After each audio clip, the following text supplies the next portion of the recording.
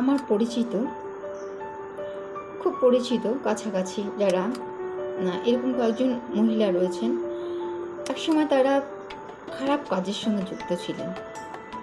আমাদের সমাজ যে কাজটাকে খারাপ বলে, মানে ভালো বলে না, সে ধরনের কাজে তারা লিপ্ত ছিলেন।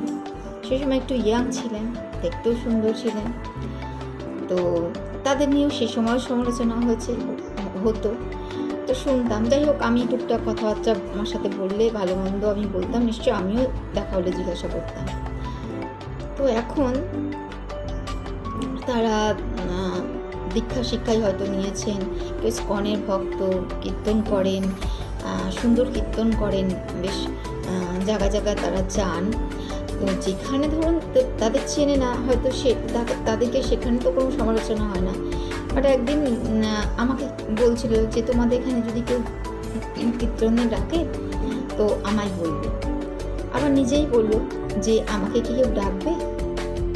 তো আমি বললাম কেন ডাকবে না, শুধু এটুকুনি কথা হয়েছিল।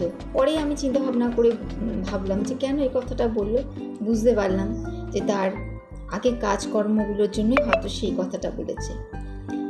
দেখুন, যখন যেটা যে করেছে হয়ে গেছে, কিন্তু বর্তমানে সে একটা ভালো জীবন বাঁচতে চাইছে।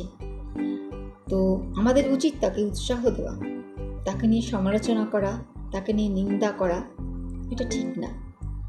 আমাদের উচিতই তাকে সমর্থন করা যে হ্যাঁ তুমি এগিয়ে যাও, আগে যা করেছো বাট এখন তো সে ভালোভাবে বাঁচতে চাইছে, সে আমাদের সমাজের মূল স্রোতে ফিরতে চাইছে, একটা ভালো জীবন যাপন করতে চাইছে।